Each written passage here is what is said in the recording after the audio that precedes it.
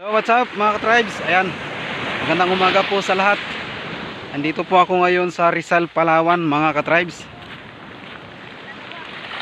Pakita ko lang po sa inyo yung pinost ko nakaraan na nyug, na sangang nyug. Kasi sabi nila kinuha ko lang raw yun sa video ng iba.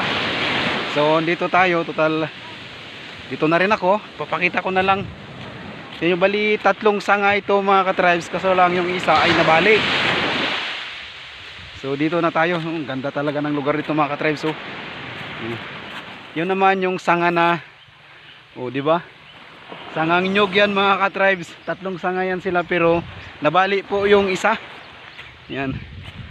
So babalik ta rin natin yung camera para makita nyo. Yan tatlong sanga. Yung dito po, yung isa na yan nabali po yung isa na yan nung bagyo